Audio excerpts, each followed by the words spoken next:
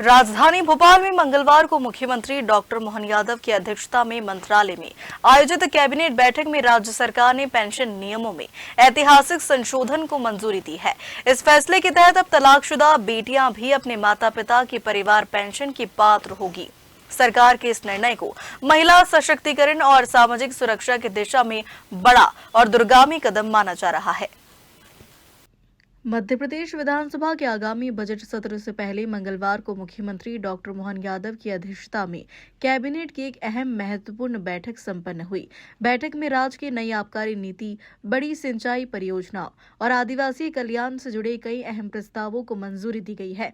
बैठक के बाद एमएसएमई मंत्री चैतन्य काश्यप ने मीडिया से चर्चा करते हुए सरकार के फैसलों की विस्तृत जानकारी दी। सरदार सरोवर परियोजना से प्रभावित धार, बड़वानी और अलीराजपुर जिलों के 25,602 आदिवासी परिवारों को बड़ी राहत दी गई है। इन परिवारों को आवंटित भूखंडों के पट्टों की रजिस्ट्री अब पूरी तरह निःशुल्क होगी, जिसका 600 करोड़ रुपए का भार राज्य सरकार वहन करेगी। सरकार ने नई आबकारी नीति को हरी झंडी दे दी है। इस बार लगभग 19,000 करोड़ रुपए के राजस्व संग्रह का लक्ष्य रखा गया है। नीति में व्यवस्था को पारदर्शी बनाने और अवैध शराब पर लगाम लगाने के कड़े प्रावधान। आज की कैबिनेट हमारे मुख्यमंत्री डॉक्टर मोहन यादव जी की अध्यक्षता में संपन्न हुई और इस बैठक में मुख्यमंत्री जी के द्वारा कुछ विषय निर्णयों के अलावा भी बताए गए कि जो राज्य के लिए महत्वपूर्ण विषय थे। उसमें सबसे बड़ा विषय था, 2 रोज पहले ही वो बालाघाट होकर के आ गए। बालाघाट को नक्सल मुक्त कर दिया गया है। यह सबसे बड़ा कार्य, एक चुनौतीपूर्ण कार्य भी था। दिसंबर तक की उसमें डेडलाइन देकर के एक समय सीमा निश्चित करके नक्सल मुक्त किया गया और उसके बाद मुख्यमंत्री स्वयं बालाघाट में जाकर के आए और बालाघाट में उन पुलिस के हमारे कर्मचारियों को पुरस्कृत भी किया और आउट ऑफ टर्न प्रमोशन भी दिया, जिन लोगों ने या जिनके कारण से इस अभियान के अंदर सहयोग मिला। उसी के साथ में मुख्यमंत्री जी ने एक निर्णय और लिया है कि अगली कृषि कैबिनेट, एग्रीकल्चर, यह कृषि का वर्ष है और अब तेज गति से बालाघाट क्षेत्र, पूरा जो नक्सल प्रभावित इलाके भी थे उनमें भी सारी कृषि की गतिविधियों में तेजी आए। उसके लिए कृषि कैबिनेट अगली बालाघाट में की जाएगी। आप सब लोगों को ज्ञात है कि कांग्रेस के शासनकाल में कांग्रेस के कैबिनेट मंत्री की वहां पर एक बड़ी नृशंस हत्या हुई थी, परंतु उसके बाद भी कांग्रेस ने कोई कड़े कदम नहीं उठाए थे, जबकि हमारे गृह मंत्री अमित शाह जी के निर्देशन में बालाघाट को पूर्णतः नक्सल मुक्त करने में मुख्यमंत्री जी के द्वारा जो पहल की गई है, यह एक बहुत बड़ा कदम है और यह कैबिनेट बालाघाट क्षेत्र के समग्र विकास के अंदर एक नई भूमिका अदा करेगी। इसी के साथ में हम लोग लगातार देख रहे हैं मध्य प्रदेश में वन्य जीवों का संरक्षण बढ़ा है और हमारे यहाँ पर चीतों का परिवार भी बढ़ा है। इस बार चीतों का परिवार करीब करीब हमारे बीच में 2 शावकों का जन्म हुआ और उसी के साथ में कूनो राष्ट्रीय उद्यान में 5 शावकों का जन्म हुआ और अब मध्य प्रदेश में कुल चीते 24 हो गए हैं। चीतों की संख्या बढ़ना, उसी के साथ में वन्य जीव के साथ में पर्यटन की वृद्धि हो, क्योंकि मध्य प्रदेश में सबसे अधिक वन क्षेत्र है और वन क्षेत्रों में पर्यटन की बहुत संभावना है और जिससे रोजगार की भी संभावना है। तो उसके अंदर भी हमारी वृद्धि हो रही है, क्योंकि सफेद टाइगर भी इंदौर की जू के अंदर एक सफेद टाइगर मिला है और इसके अलावा रीवा में भी हम लोग उसके लिए प्रयासरत हैं। इसी के साथ मुख्यमंत्री जी ने एक नई योजना को बनाने का भी निर्देशित भी किया है कि जहां पर जू बनते हैं, जिनमें हमारे वन्य जीवों को रखा जाता है, उसी के साथ में रेस्क्यू सेंटर भी बनाया जाए, जहां पर जो घायल पशु हो जाते हैं उन पशुओं को लाकर के उनका इलाज भी हो और फिर उन्हें स्वस्थ होने के लिए जू के अंदर रखे भी, यह कॉम्बिनेशन का नया प्रयोग मध्य प्रदेश में करने के बारे में मुख्यमंत्री जी की मंशा है। इसी के साथ में 2 रोज पूर्व ही इंदौर में दाल मिलों का एक 2 दिन का सेमिनार हुआ और उसके ऊपर दाल मिलों की जो नई मशीनें हैं उन मशीनों का प्रदर्शन भी हुआ।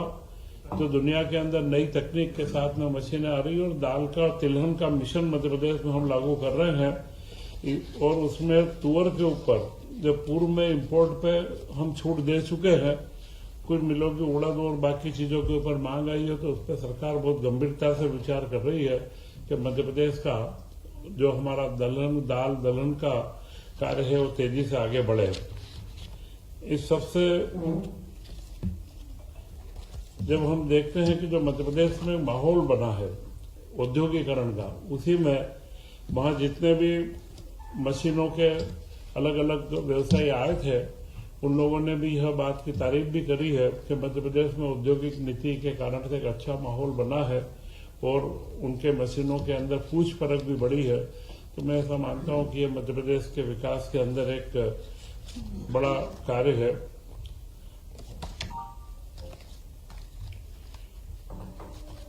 इस सीजन में जो कृषि वर्ष हमने यह घोषित किया है, इसी में सबसे महत्वपूर्ण धान के समर्थन मूल्य में वृद्धि से किसानों को बहुत राहत भी मिली है।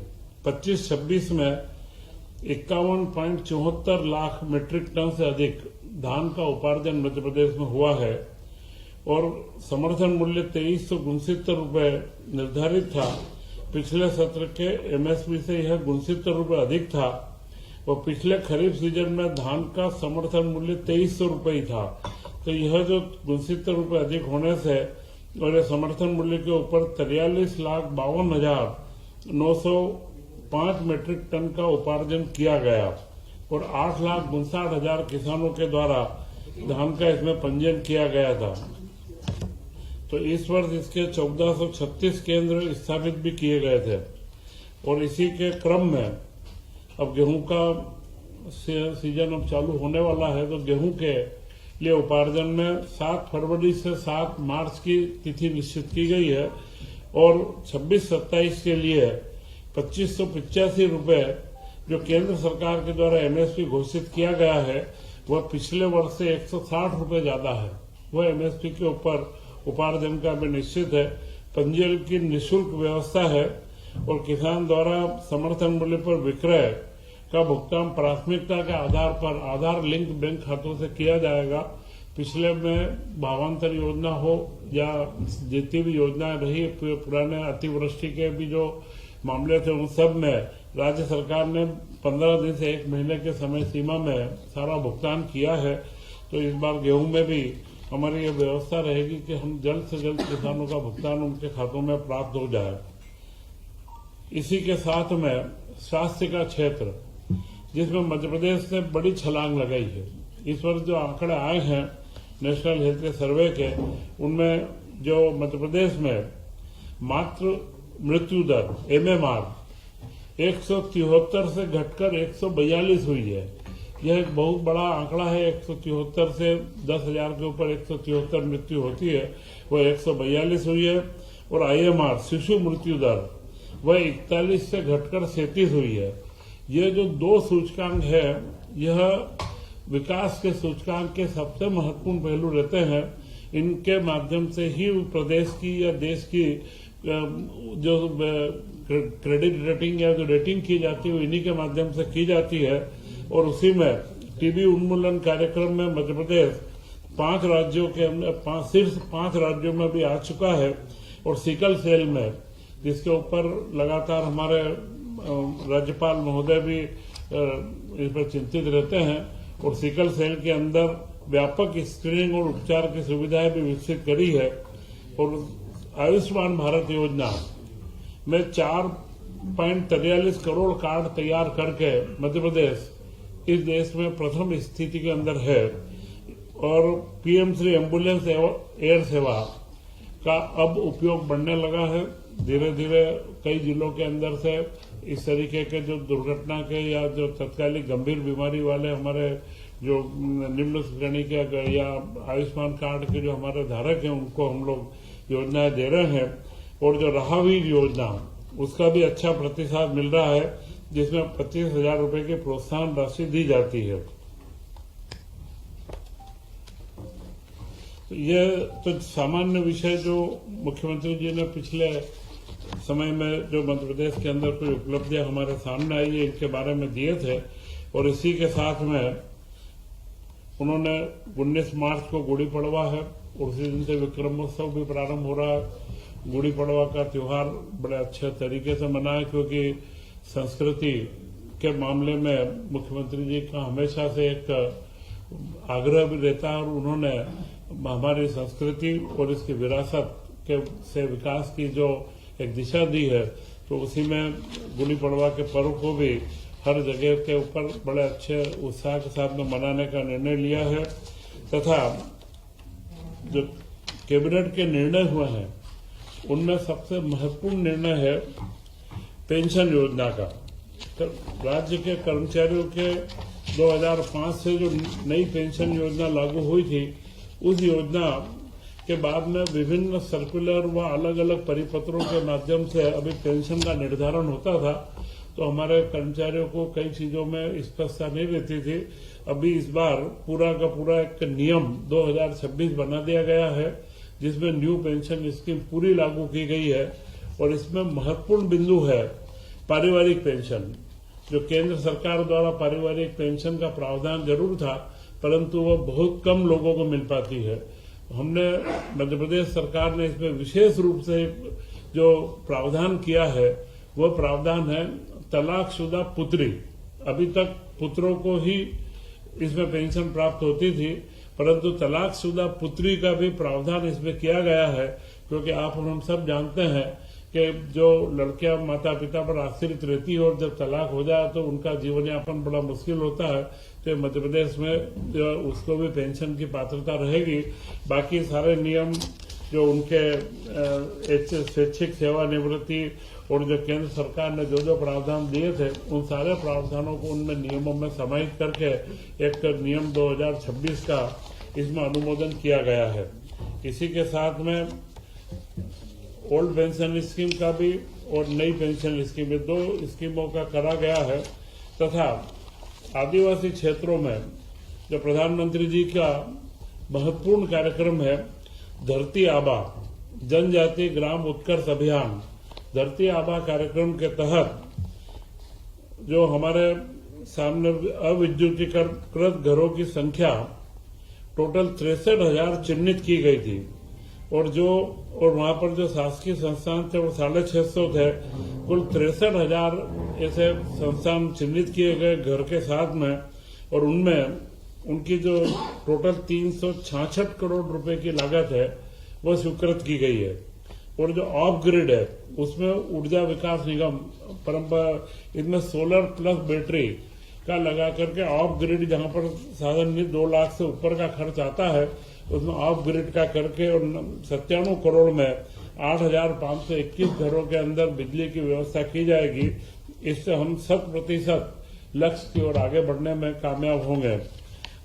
इसी के साथ में उच्च न्यायालय में कंप्यूटर ऑपरेटरों इनके अंदर जो कई हमारे समर्थ है उनमें 5 साल की वृद्धि की गई है। पहले 40 साल था, 45 साल किया गया है, क्योंकि जो ट्रेंड कंप्यूटर ऑपरेटर वो आईटी के बच्चे हैं उनको 5 साल की जो सेवा वृद्धि करने से उनके अनुभव को देखते हुए हाईकोर्ट में इसका लाभ मिलेगा। इसी के साथ कई योजनाओं की निरंतरता, जैसा आहार अनुदान योजना, एकीकृत छात्रावास योजना जनजाति कार्य विभाग के अंदर है, और सीएम राइज विद्यालय योजना, आवास सहायता योजना, जनजाति कार्य में छात्रवृत्ति, शुल्क प्रतिपूर्ति और विदेश अध्ययन की योजना, और महिला बाल विकास में मुख्यमंत्री कोविड 1.8 बाल सेवा योजना। इन सारी योजनाओं की निरंतरता की स्वीकृति भी इस कैबिनेट के अंदर दी गई है। तो यह कैबिनेट के जो महत्वपूर्ण पहलू थे मैंने आपके बीच में रखे हैं।